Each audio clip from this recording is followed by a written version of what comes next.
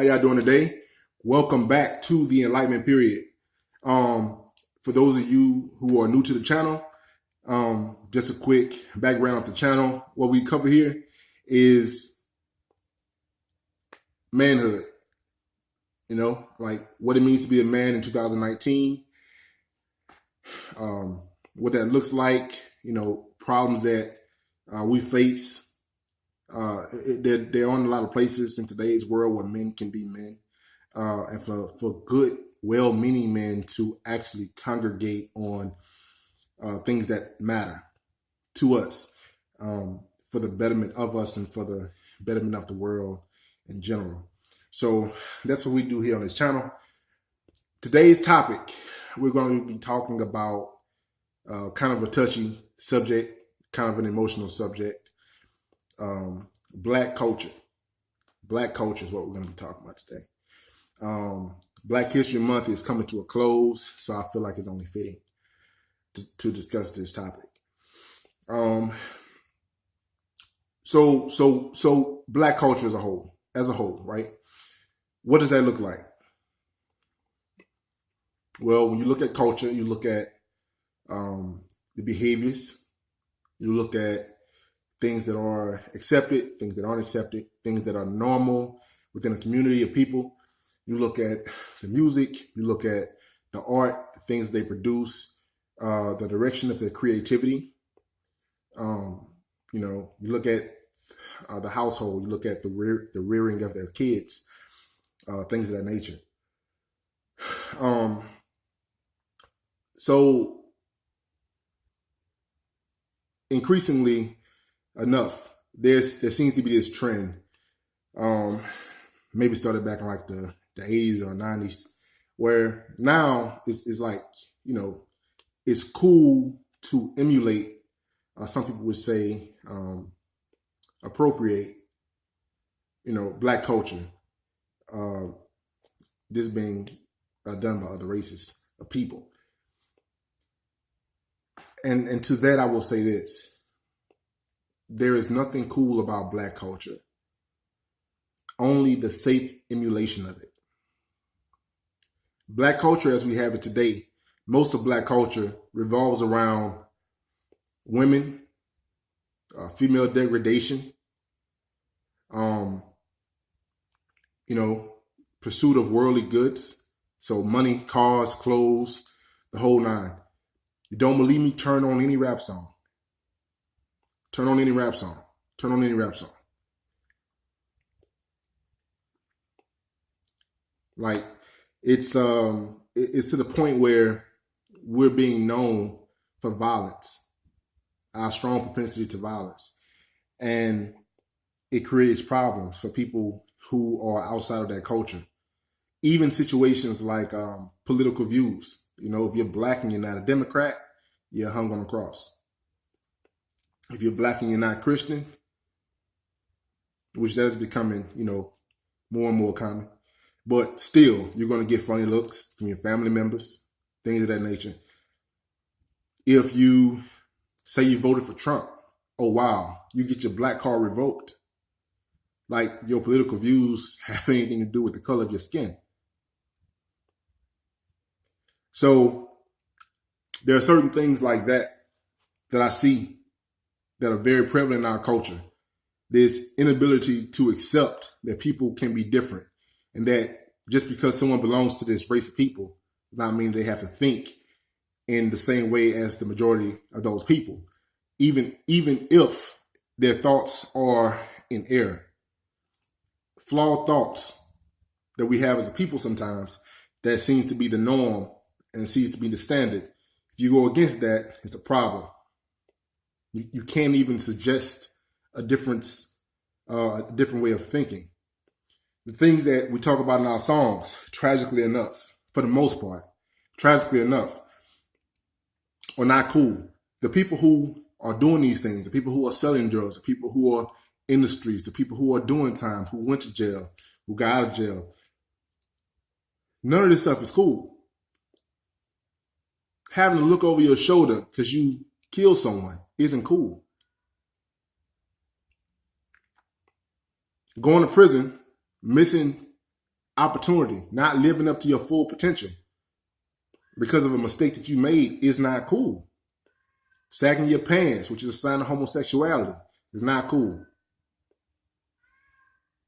Now, if you're homosexual and that's what you want to do, hey, live your life. But if that's not the way you want to be represented, that's not cool.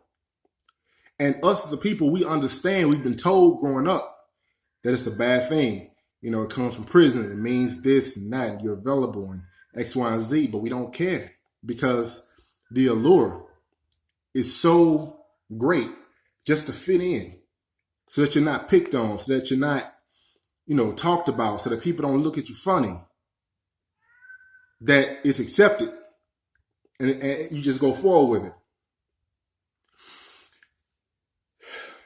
it. There's nothing cool about any of it. Prison, we are overrepresented in prisons. Overly represented in prisons. That could be a part of Black culture. Apparently, that's what we sing about. That's what we rap about. Even people who are not in that lifestyle find it cool and appealing to rap about it. They blast it in their cars. And of course, you have your John Legends, right? Of course, you have people who do not, you know, subscribe or put those type of things out into the community, into the world. But it's so rare to find a Black musician that's actually of substance. But the ones we idolize the most are the ones who have the strongest street cred, are the ones who are the toughest, who sing about the struggle. A part of the struggle, a part of the hood story is getting out of the hood. Yet they make it out of the hood and still rap about being in the hood. And they glorify it to a very high degree. Sorry, I just got a text. To a very high degree. And we bump into this problem. Because now it's a mindset of, this is cool. It's cool to struggle. No, it's cool to get out of struggle. They rap about, oh, when I get out of the hood, I'm going to buy my mom a house. I'm going to buy my mom a car. I'm going to make sure mom doesn't want for anything. All that's fine, good, and dandy. But don't then turn around and glorify the exact act that you're trying to get away from. Because now you have people who are less advantaged than you looking at you as an example, consciously or semi-consciously. They're looking at you as an example of what to aspire towards. And if they feel like that's all that's out there for them, that's all they're going to strive for. Is it right? No. Does it sell? Yes. Should you not make money? No. I get it.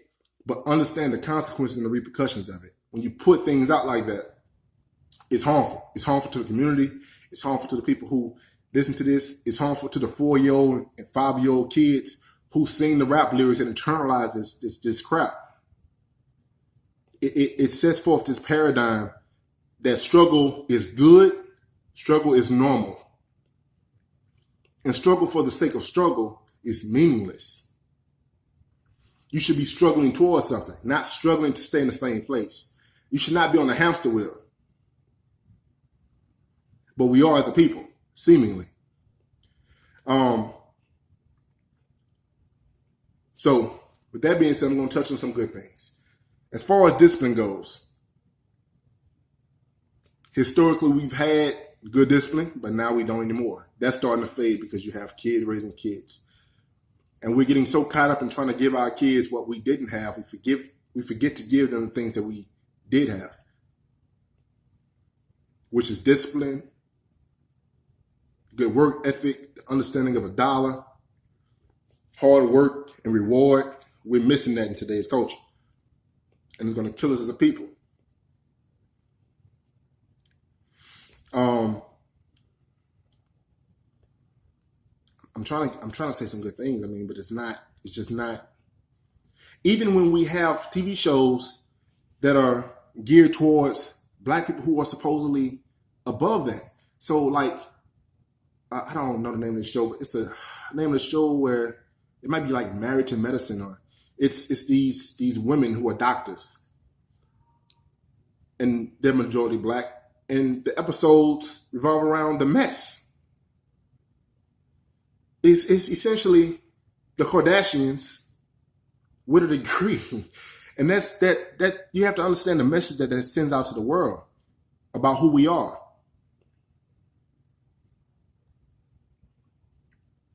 We have to do better as a people. And people saying nice things about you doesn't make you better. It never has. You have to hear truth. You have to hear truth. At some point, you have to look in the mirror and say, hey, am I doing something to make myself better?